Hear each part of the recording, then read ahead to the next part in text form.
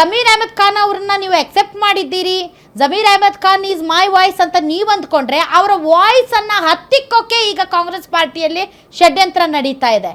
So ಇದರಿಂದ ನಿಮ್ಗೆ ಅರ್ಥ ಆಗ್ಬೇಕಾಗಿರೋದು ಏನು ಅರ್ಥ ಆಗ್ಬೇಕಾಗಿರೋದು?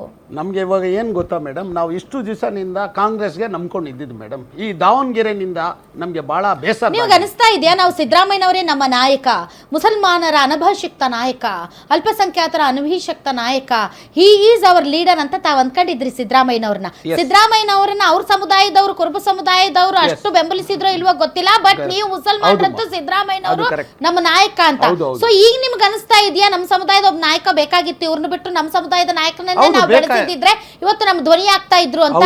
ಎಲ್ಲಿದ್ದಾರೆ ಸಿದ್ದರಾಮಯ್ಯನವರು? ಎಲ್ಲಿ ಮಾತಾಡ್ತಾ ಇದ್ದಾರೆ?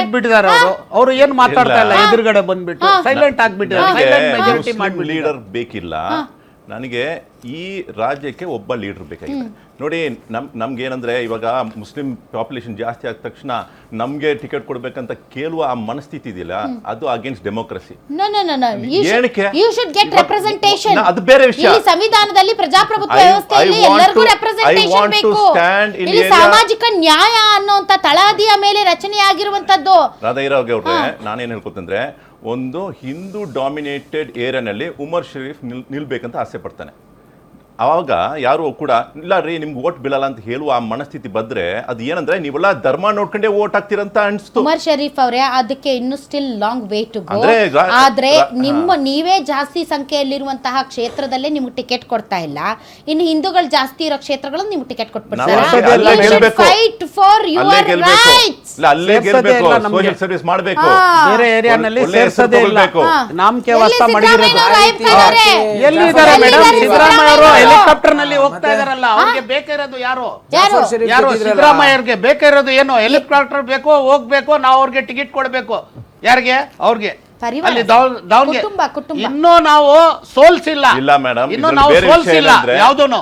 ಅದಕ್ಕೆ ಮುಂಚೆನೇ ಇಷ್ಟು ಭಯ ಅಂದ್ರೆ ಕೊಟ್ಬಿಟ್ರೆ ಇನ್ನು ಸೋಲ್ಸ್ ಮೇಲೆ ಏನ್ ಮಾಡ್ತೀರಾ ಇವರು? ಇಲ್ಲ ಇದ್ರಲ್ಲಿ ಏನಂದ್ರೆ, ಶಾಮನೂರ್ ಶಿವಶಂಕರಪ್ಪ ಅವ್ರ ಫ್ಯಾಮಿಲಿ ಬಂದು ಆಲ್ಮೋಸ್ಟ್ 30-40 ಇಯರ್ಸ್ ಇಂದ ಅವ್ರು ಬಂದು ರಾಜಕೀಯದಲ್ಲಿ ಇದ್ದಾರೆ. ಅದರಲ್ಲಿ ಬೇರೆ ಇವ್ರು ಎಷ್ಟೋ ಬಾರಿ ಗೆದ್ದಿದ್ದಾರೆ, ಮೆನಿ ಟೈಮ್ಸು. ಅದಕ್ಕೆ ಈಕ್ವಲ್ ಆಗಿ ಒಬ್ಬ ಮುಸ್ಲಿಂ ಕ್ಯಾಂಡಿಡೇಟು ದಾವಣಗೆರೆನಲ್ಲಿ ತೋರಿಸ್ಬಿಡಿ ಅಂತ ಹೇಳ್ತಿದ್ದೀನಿ. ಅದಕ್ಕೆ ಈಕ್ವಲ್ ಆಗಿ ನೋಡಿ, ಆಸ್ ಅ ಇಂಟೆಲೆಕ್ಚುಯಲ್ ನಾನು ಕೇಳ್ತಿರೋದಕ್ಕೆ ಯಾರೋ ಒಬ್ಬನ ಹೆಸರು ಕೊಡಿ ಅಂತಾನೆ ಕೇಳ್ಕೊಡ್ತೀನಿ. ಒಬ್ಬ ಲೀಡರ್ ಹೆಸರು ಕೊಡಿ. ಒಂದು ನಿಮಿಷ. ಮುಸಲ್ಮಾನ ಮುಖಂಡ ನಿಂತೇ ಇಲ್ಲ, ಹೌದಾ? ಅವ್ರ ವಿರುದ್ಧ ನಿಂತಿಲ್ಲ. ಬಟ್ ಮುಸಲ್ಮಾನರು ಸ್ವಲ್ಪ ಅಪ್ಸೆಟ್ ಆಗಿದ್ದಾರೆ ಅನ್ನೋ ವಿಚಾರಕ್ಕೆ ಕಾಂಗ್ರೆಸ್ ಪತ್ರಗುಟ್ಟು ಬಿಟ್ಟಿದೆ.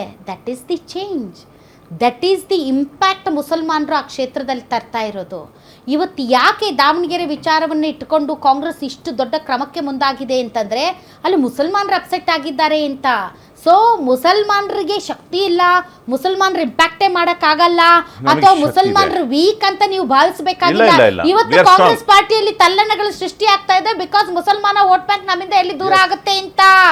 ಎಲ್ಲಿಂದ ದೂರ ಈಗ ಏನಾದ್ರೂ ದಾವಣಗೆರೆಯಲ್ಲಿ ಹೆಚ್ಚು ಕಡಿಮೆ ಆದ್ರೆ ಇಟ್ಸ್ ಬಿಕಾಸ್ ಆಫ್ ಮುಸಲ್ಮಾನ್ ವೋಟ್ಸ್. ಸೊ ದಟ್ಸ್ ವೈ ಅದ್ರದ್ದು ಇಂಪ್ಯಾಕ್ಟ್ ನಮ್ಮ ತಲೆಗೆ ಬರಬಾರ್ದು ಅಂತ ಪಕ್ಷದ ಅಧ್ಯಕ್ಷರು ಪಾಪ ಬಹಳ ಗೇಮ್ ಆಡ್ತಾ ಇದ್ದಾರೆ. ಹೇಳಿ ನಾರಾಯಣ ಸ್ವಾಮಿ. ನೋಡಿ, ಮುಸಲ್ಮಾನರು ಇಂಪ್ಯಾಕ್ಟು ಕಾಂಗ್ರೆಸ್ ಪಾರ್ಟಿಗೆ ಅವತ್ತಿಂದನೂ ಅಷ್ಟೇ 100% ಇದ್ದಾರೆ, ಅದರಲ್ಲಿ ನನ್ನ ಮನೆ ಇಲ್ಲ. ಬಟ್ ಕಾಂಗ್ರೆಸ್ ಪಕ್ಷ ಅಲ್ಲಿ 3 ಸತಿ ಮಾಡಿದೆ ಜಬ್ಬಾರ್ ಅವ್ರಿಗೆ MLC. ಇದನ್ನೊಂದು ಸತಿ ಯೋಚನೆ ಮಾಡಬೇಕು ನಾವು. ನಜೀರ್ ಅಹಮದ್ ಅವ್ರಿಗೆ 2 ಸತಿ ಅಸೆಂಬ್ಲಿ ಸೋತರು, 3 ಸತಿ MLC ಮಾಡಿದೆ. ಆ 3 ಸತಿ MLC ಮಾಡಿ CM ಅವರು ಪರ್ಸನಲ್ ಇಂಟ್ರೆಸ್ಟ್ ಅವ್ರನ್ನ ಪೊಲಿಟಿಕಲ್ ಸೆಕ್ರೆಟರಿ ತಗೊಂಡಿದ್ರು. ಅವರು as A political chief minister ನನ್ನ ಸೆಕ್ರೆಟರಿ ಆಗಿದ್ದವ್ರು ನನ್ನ ಮಾತು ಕೇಳಿಲ್ಲ ಅನ್ನೋಕೆ ಇದು ಸರ್ವೇ ಸಾಮಾನ್ಯ ಇರ್ತದೆ. ಇದನ್ನ ಸಮುದಾಯ ನಮ್ಮ ಸಮುದಾಯಕ್ಕೆ ಪಕ್ಷ ವಿರೋಧಿ ಕೆಲಸ ಮಾಡಿದ್ದ ಪ್ರಬಲ ಸಮುದಾಯಗಳ ಮುಖಂಡರ ವಿರುದ್ಧ ಕಾಂಗ್ರೆಸ್ ಪಕ್ಷ ಯಾವುದೇ ಕ್ರಮ ಕೈಗೊಳ್ಳದೇ ಇರುವುದು ಎಲ್ಲರಿಗೂ ಗೊತ್ತಿರುವ ವಿಚಾರ. ಆದರೆ ಈಗ ಪಕ್ಷನಿಷ್ಠ ಮುಸ್ಲಿಂ ನಾಯಕರ ವಿರುದ್ಧ ಇಷ್ಟು ತರಾತುರಿಯಲ್ಲಿ ಅತ್ಯಂತ ಕಠಿಣ ಕ್ರಮ ಕೈಗೊಂಡಿರುವುದನ್ನು ನೋಡಿದರೆ ಕಾಂಗ್ರೆಸ್ನಲ್ಲಿ ಶಿಸ್ತು ಕ್ರಮ ಎಂಬುದು ಕೇವಲ ಕಾರಣ ಏನಂದ್ರೆ, ಜಬ್ಬಾರ್ ಅವರು ಕೆಪಿಸಿಸಿ ಮೈನಾರಿಟಿ ಸೆಲ್ ಚೇರ್ಮನ್ ಆಗಿಲ್ಲ ಅಂದಿದ್ರೆ ಬಹುಶಃ ಇದಾಗ್ತಾ ಇರ್ಲಿಲ್ಲ. ಕೆಪಿಸಿಸಿ ಮೈನಾರಿಟಿ ಸೆಲ್ ಚೀಫ್ ಆದ್ಮೇಲೆ ಎಲೆಕ್ಷನ್ ಮೋರ್ ದೆನ್ 50% ಅವ್ರು ಲೀಡ್ ಮಾಡಬೇಕು. ಅವ್ರ ಕಾನ್ಸ್ಟೆನ್ಸಿ ಇಲ್ಲ, ಟಿಕೆಟ್ ಕೇಳಿದ್ರು, ಆದ್ರೆ ಹೈಕಮಾಂಡ್ ಇಲ್ಲಪ್ಪ ಯಾರೋ ಈ ತರ ಅನಾಹುತ ಆಗಿರೋದ್ರಿಂದ ಆ ಕುಟುಂಬ ಮೊದಲಿಂದ ನಡ್ಕೊಂಡ್ ಬಂದಿದೆ. ಬಟ್ ಅವರು ಜನರಲ್ ಸೆಕ್ರೆಟರಿ ಬಂದ್ರು ಅಲ್ಲಿಗೆ ಹೋಗೋದಿಲ್ಲ, CM ಬಂದ್ರು ಹೋಗೋದಿಲ್ಲ, PCC ಅದು ತಪ್ಪಲ್ವಾ? ಅಲ್ಲ, ಉತ್ತರ- ಆ ತಪ್ಪನ್ನ ಒಂದ್ ನಿಮಿಷ, ಗುರ್ತಿದಾರ ಆಯ್ತು ಅಂತ ಅವ್ರು ನಾರಾಯಣ ಶಿಕ್ಷೆ ಕೊಡಿ. ಬಟ್ ಉತ್ತರ- MLC ಇದಾರೆ ಉತ್ತರ ಸ್ಟಿಲ್ ಅವರು. ಕೇಳಿದ್ರಾ? ನೀವ್ ಹೇಳ್ದಂಗೆ ಆ ಸಮುದಾಯಕ್ಕೆ ವಿರೋಧ ನಾರಾಯಣ ಸ್ವಾಮಿ ಮಾಡ್ಬೇಕಂದ್ರೆ MLC ಕೂಡ ನಾರಾಯಣ ಬೆಳಗ್ಗೆ ಸ್ವಾಮಿ ವಿಡ್ರಾ ಅವರೇ, ಮಾಡ್ಕೊಳ್ಳೋರು. what is the reason? ಉತ್ತರ ಕೇಳಿದ್ರ? ಅವ್ರ ಉತ್ತರ ಕೇಳಿದ್ರ? ಯಾರು ಉತ್ತರ ಗೊತ್ತಿದೆ ಅಲ್ಲ ಮೇಡಮ್, ಏನ್ ಅವ್ರ ಉತ್ತರ No, no. ನೀವು ವಾಂಟ್, ನೀವು ಅಸ್ಯೂಮ್ ಮಾಡಬೇಡಿ. ಅವ್ರ ಉತ್ತರ ನೀವು ಕೇಳಿದ್ರ? ಉತ್ತರ ಕೇಳೋದಕ್ಕೆ ಇವತ್ತು ನಮ್ಗೆಲ್ರಿಗೂ ಗೊತ್ತು ಇನ್ನೊಂದು ವಿಷಯ ಹೇಳ್ಬಿಡ್ತೀನಿ. ಏನು ಅಂತ, ಇನ್ನೊಂದು ವಿಷಯ ಹೇಳ್ಬಿಡ್ತೀನಿ. ಏನು ಅಂತ. ಬಟ್ ನಿಮ್ಮ ಅಭಿಪ್ರಾಯಕ್ಕೆ ಮನ್ನಣೆಯನ್ನ ಕೊಟ್ಟು ನಿಮ್ಮನ್ನ ಕರೆಸಿದ್ದೀವಿ. ಒಬ್ಬ ವ್ಯಕ್ತಿಯ ವಿರುದ್ಧ ನೀವು ಕ್ರಮ ತೆಗೆದುಕೊಳ್ಳೋದಕ್ಕೆ ಮುಂದಾಗಿದ್ದೀರಿ. ಒಂದ್ ಸೆಕೆಂಡ್ ಇಲ್ಲಿ ನಿಮ್ಮ ಹೇಳ್ಬಿಡ್ತೀನಿ. ಪ್ರಕಾರ ಅವರು ಪಕ್ಷ ವಿರೋಧಿ ಚಟುವಟಿಕೆ ಮಾಡಿದ್ದಾರೆ. ಅವರ ಪ್ರಕಾರ ಅವರು ಮಾಡಿದ್ದಾರೆಯೇ ಇಲ್ಲವೇ ಅಂತ ಹೇಳೋದಕ್ಕೆ ಅವ್ರಿಗೆ ಅವಕಾಶ ಕೊಟ್ಟಿದ್ದೀರಾ? ಇದಕ್ಕೆ ಉತ್ತರ ಹೇಳ್ತೀನಿ. ಕೆಲವು ವಿಷಯಗಳಲ್ಲಿ ನೋಡಿ ಅಥೆಂಟಿಕ್ ಆಗಿ ಇದ್ರೆ ಅದನ್ನ ನೀವು ಎಕ್ಸ್ಪ್ಲೇನ್ ಏನ್ ಮಾಡಿ. authentic? What is ಅದಕ್ಕೆ the ಏನಂದ್ರೆ authentic? ಏನ್ ಹೇಳ್ತೀನಿ, ಅದು ಏನಂದ್ರೆ authentication? ಹುಸೇನ್ ಅಂತ ಏನ್ ಒಂದ್ ಸೆಕೆಂಡ್ authentication? ಬಿಡಿ ನನಗೆ. ಹುಸೇನ್ ಅಂತ KPCC ವೈಸ್ ಪ್ರೆಸಿಡೆಂಟ್ ಅವರು, ದಾವಣಗೆರೆ ಅವರು, ಕಾಂಗ್ರೆಸ್ನ ಹಿರಿಯ ಲೀಡರ್ ಅವರು. ಒಂದ್ ನಿಮಿಷ ಬಿಡಿ ಮೇಡಮ್, ನ್ಯಾಯಾಲಯದಲ್ಲಿ ಒಂದ್ ನಿಮಿಷ ಪೊಲೀಸರು ಬಿಡಿ. ಇನ್ವೆಸ್ಟಿಗೇಷನ್ ನನ್ಗೊಂದು ಮಾತಿಗೆ ಬಿಡಿ ಪ್ಲೀಸ್. ಚಾರ್ಜ್ ಶೀಟ್ ಹಾಕಿ ನನ್ಗೊಂದು ಮಾತು ಸಾಕ್ಷಿಗಳನ್ನ ಕಲೆ ಬಿಡಿ. ಹಾಕಿ ಇವರೇ ಕೊಲೆ ಮಾಡಿದ್ದು ಅಂತ ಆರೋಪಿ ಸ್ಥಾನದಲ್ಲಿ ನಿಲ್ಲಿಸಿ ಕಟಕಟೆಗೆ ಬಂದಾಗ ಆ ನ್ಯಾಯಾಲಯವನ್ನುವಂತ ಪವಿತ್ರ ಸ್ಥಳದಲ್ಲಿ ಆ ಆರೋಪಿಗೂ ತನ್ನ ಹೇಳಿಕೆಯನ್ನ ದಾಖಲಿಸೋದಕ್ಕೆ ನನ್ನ- ಹಕ್ಕಿದೆ. ಆದ್ರೆ ನನ್ನ- ನಿಮ್ಮ ನನ್ನ- ರಾಜಕೀಯ ನನ್ನ ಅಭಿಪ್ರಾಯನ ಪಕ್ಷದಲ್ಲಿ ನಿಮ್ಮ ರಾಜಕೀಯ ಪೂರ್ತಿ ಹೇಳೋದಕ್ಕೆ ಒಂದು ಪಕ್ಷದಲ್ಲಿ ಅವಕಾಶ ಕೊಡಿ. ನಿಮ್ಮ ರಾಜಕೀಯ ಪಕ್ಷದಲ್ಲಿ ನೀವೇ ಜಡ್ಜ್, ನೀವೇ ಎಲ್ಲ, ನಿಮ್ದೇ ಅಥೆಂಟಿಫಿಕೇಶನ್, ನಿಮ್ದೇ ಈ ಜಡ್ಜ್ಮೆಂಟ್. debate ಅಲ್ಲಿ ಹಂಗೆ ಆಗೋಗಿದೆ. ಆರೋಪಿಗೆ ಏನು ಮಾತಾಡಕ್ಕೆ ಅವಕಾಶ ಇಲ್ಲ. ಡಿಬೇಟ್ ಅಲ್ಲಿ ಆಗೋಗಿದೆ. ನೋಡಿ ಹೇಳಿ ನೋಡಿ ಪಾಪ. ನೋಡಿ ಏನ್ ಹುಸೇನ್ ಅಂತ NSU ಯೂತ್ ಕಾಂಗ್ರೆಸ್ ಇಂದ ಬಂದರು, KPCC ವೈಸ್ ಪ್ರೆಸಿಡೆಂಟ್ ಅವರು ಟಿಕೆಟ್ ಕೇಳಿದ್ರು, ಪ್ರಬಲಾಕಾಂಕ್ಷಿಯಲ್ಲಿ ದಾವಣಗೆರೆಯವರು. ಅವರು ನಿನ್ನೆ ಪ್ರೆಸ್ ಮೀಟ್ ಮಾಡಿ ಹೇಳ್ತಾ ಇದ್ದಾರೆ ಇವ್ರು ಏನ್ ಮಾಡಿದ್ದಾರೆ ಅಂತ. ನಮ್ಮ ಹತ್ರ ಆಡಿಯೋನಿದೆ, ವಿಡಿಯೋನಿದೆ, ಎಲ್ಲಿಗೆ ಫಂಡಿಂಗ್ ಮಾಡಿದ್ರು, ಯಾರಿಗೆ ಡೈರೆಕ್ಷನ್ಸ್ ಕೊಟ್ರು ಅಂತ. ನೀವು ಇತ್ತಾಳೆ ಕಿವಿ ಅವ್ರಾ ನೀವು? ಒಂದ್ ನಿಮಿಷ ಹೇಳಿ. ಇತ್ತಾಳೆ ಕಿವಿನಾ ಪ್ರೆಸ್ ನೀವು? ಮೀಟ್ ಹೇಳಿದವರು, ಅಲ್ಲ ಸರ್, ಪ್ರೆಸ್ ಮೀಟ್ ಅಲ್ಲಿ ನಾ ಹೇಳಿರೋದು ಅವರು. ಕೇಳಿದ ಪ್ರಶ್ನೆ ಏನು? ಪ್ರೆಸ್ ಮೀಟ್ ಹೇಳಿದ್ದು ನಾ ಕೇಳಿದ ಪ್ರಶ್ನೆ ಅಲ್ಲ, ಹೌದು ನೀವು ಹೇಳಿದ ನಾ ಹಂಗೆ ಕೇಳಿದ- ಅಥೆಂಟಿಕೇಶನ್ ಹಂಗಿರುವಾಗ ನಾ ಕೇಳಿದ ಪ್ರಶ್ನೆ ಏನು? ಹೌದು ನೀವು ಕಟ್ಕಟೆ ಕಟ್ಕಟೆ ಅಲ್ಲ. ಎಕ್ಸ್ಪ್ಲನೇಷನ್ ತಗೊಳ್ಳಿ ಆಮೇಲೆ ಉತ್ತರ ಮಾಡಿ ಅಂತ ಹೇಳಿದ್ರಿ. ಕೇಳಿದ್ರಾ?